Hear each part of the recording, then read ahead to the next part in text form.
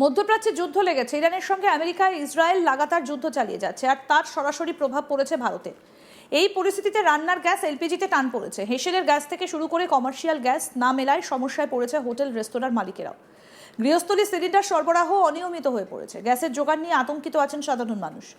এই পরিস্থিতিতে বীরভূমের তারাপীঠ মন্দিরে গ্যাসের হাহাকার। গত কয়েকদিন ধরে গ্যাসের সরবরাহ কমে যাওয়ায় উদ্বেগ বাড়ছে ব্যবসায়ী মহলে।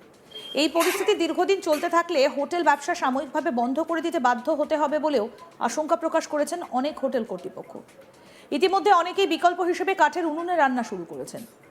2021 সালে কেন্দ্রীয় সরকার উজ্জ্বলা প্রকল্পের মাধ্যমে দারিদ্র্যসীমার নিচে বসবাসকারী মহিলাদের জন্য বিনামূল্যে এলপিজি সংযোগ দিয়েছিল। এর মূল উদ্দেশ্য ছিল কাঠের উনুনের পরিবর্তে ধোঁয়াহীন জ্বালানির ব্যবহার বাড়ানো, পরিবেশ দূষণ কমানো এবং মহিলাদের স্বাস্থ্য সুরক্ষা নিশ্চিত করা। কিন্তু সাম্প্রতিক সময়ে রান্নার গ্যাসের দাম হঠাৎ বেড়ে যাওয়ায় সাধারণ মানুষের পাশাপাশি উজ্জ্বলা গ্রাহকদের ওপরও বাড়তি চাপ পড়েছে। বর্তমানে রামপুরহাটে একটা গৃহস্থালীর গ্যাস সিলিন্ডারের দাম 970 টাকা 50 পয়সা। অন্যদিকে বাণিজ্যিক গ্যাস সিলিন্ডারের দাম বেড়ে দাঁড়িয়েছে প্রায় 2025 টাকা। গ্যাসের এই হঠাৎ মূল্য বৃদ্ধি মধ্যবিত্ত এবং দরিদ্র পরিবারগুলোর মধ্যে নতুন করে উদ্বেগ তৈরি করেছে। এই পরিস্থিতিতে সমস্যা আরও প্রকট হয়েছে তারাপীঠে।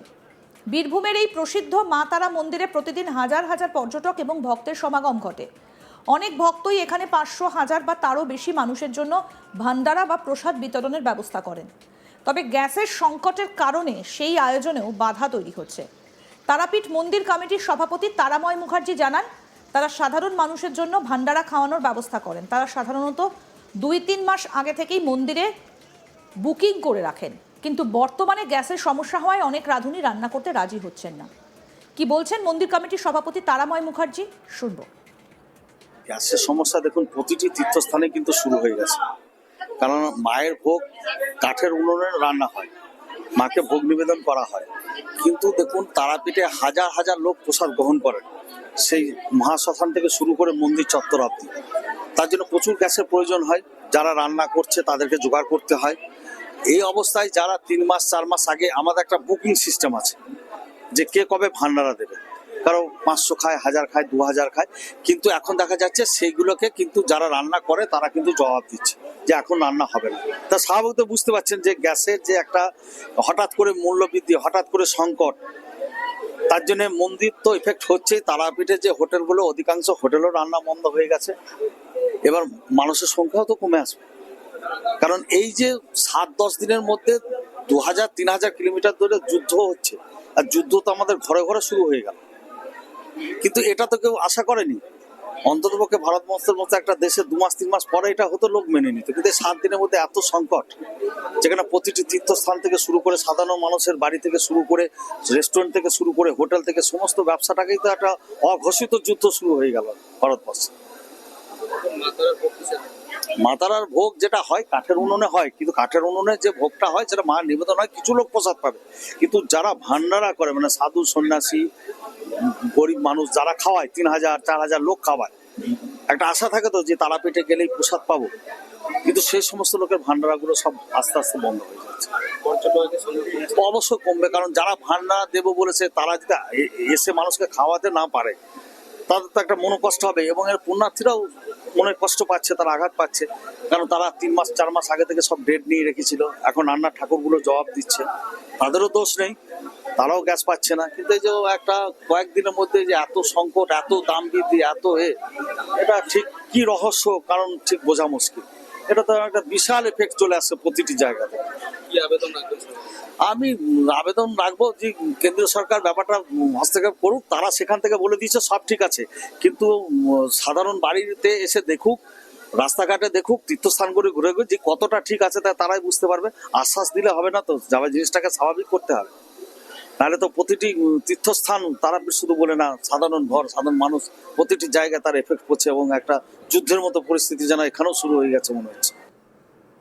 তিনি আরও বলেন, কাঠের জ্বালানিতে রান্না করতে গেলে এত মানুষের জন্য প্রয়োজনীয় কাঠের যোগান পাওয়া যায়, যা প্রায় অসম্ভব হয়ে দাঁড়াচ্ছে।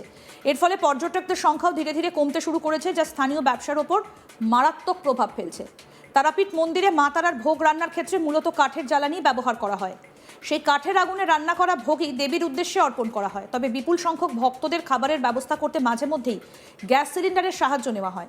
বর্তমানে গ্যাসের অভাবে অনেক ভক্ত ভোগ না পেয়ে হতাশ হয়ে ফিরে যাচ্ছে। তবে শুধু তারাপীঠ মন্দির নয়, দীঘার বিখ্যাত দীঘা জগন্নাথ টেম্পলেও ভোগ রান্না কমিয়ে দেওয়া হয়েছে। আগে যেখানে হাজার হাজার ভক্তের জন্য ভোগ তৈরি হতো, এখন সেই পরিমাণ অনেকটাই কমানো হয়েছে। শুধু দীঘা নয়, কলকাতার বাগবাজারেও সারদা মায়ের বাড়ি বা পূর্ব মেদিনীপুরের ঐতিহাসিক বর্গভীমা মন্দিরের মতো বহু মন্দিরেও প্রসাদ তৈরিতে সমস্যা দেখা দিচ্ছে। খুব স্বাভাবিকভাবেই মন খারাপ ভক্তদের। ধর্মীয় আবেগের সঙ্গে জড়িয়ে থাকা ভোগ প্রসাদের ব্যবস্থা যখন সীমিত হয়ে যায়, তখন তার প্রভাব পড়ে মানুষের মনেও। দীঘার জগন্নাথ মন্দিরে বদলে যায় ভোগের হিসেব। কয়েক বছরের মধ্যে রাজ্যের অন্যতম জনপ্রিয় তীর্থস্থানে পরিণত হয়েছে। প্রতিদিন হাজার হাজার পর্যটক এবং ভক্ত এখানে আসেন। এই মন্দিরে প্রতিদিন ভগবান জগন্নাথের জন্য বিশেষ ভোগ রান্না করা হয়। সেই ভোগ পরে প্রসাদ হিসেবে ভক্তদের মধ্যে বিতরণ করা হয়। কিন্তু বর্তমান পরিস্থিতিতে ভোগ তৈরির পরিমাণ কমিয়ে দেওয়া হয়েছে। মন্দিরের সঙ্গে যুক্ত ইসকনের মুখপাত্র রাধারমন দাস জানিয়েছেন, আবার কিছুদিন আগে পর্যন্ত দীঘার জগন্নাথ মন্দিরে 3000 ভক্তের জন্য ভোগ তৈরি করা হতো। এখন তা নেমে এসেছে 750 জনের মধ্যে। কি বলেছেন রাধারমন দাস, আসুন শোনাই। সিলিন্ডার পাওয়া যাচ্ছে না, আর যত আমরা সিলিন্ডার পেতাম ও থেকে কম মাত্রায় সিলিন্ডার এখন আসছে। আমরা এটাও শুনেছি কি কমার্শিয়াল যে সিলিন্ডার আছে ওটা রেস্ট্রিক্ট করা হয়েছে।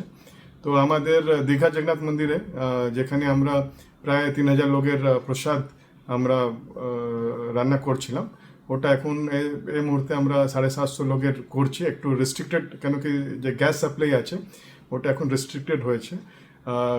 কিন্তু ভগবানের যে ভোগের জন্য যেটা লাগে ওটা গ্যাস এখন আছে। কিন্তু যে বাইরের লোকের জন্য আমরা তীর্থযাত্রীর জন্য যেটা আমরা ভোগটা রান্না হতো ওটা পরিমাণটা কমানো হয়েছে। আমাদের ইসকন কলকাতাতেও আমরা অনেক স্টেপ নিয়েছি। এখন এলপিজি সংকট যেটা হচ্ছে, সেই জন্য আমরা এখন আমাদের যে সাধু সন্ন্যাসী থাকে ওদের জন্য খিচুড়ি রান্না করা হচ্ছে। আর এখন আমাদের 2 দিনের স্টক রয়েছে গ্যাসের, কিন্তু এখন আমরা চেষ্টা করছি কত গ্যাস পাওয়া যায়, এর উপরে নির্ভর করবে। আর যদি আর কিছু কমাতে হবে তাহলে কমাতে হবে, কিন্তু মেন আমাদের আছে ভগবানের যেটা ভোগ রান্না করা হয় ওটা সুচারুরূপে চললে বাকি সব যেটা আমাদের অ্যাক্টিভিটিস আছে। আমাদের ইসকন ফাউন্ডার আছে শিলা প্রভুপাদ, উনি আমাদেরকে ইনস্ট্রাকশন দিয়েছিলেন কি যত ইসকন মন্দির হবে ওর 10 কিলোমিটার পরিধিতে কেউ খালি পেট না ঘুমায়।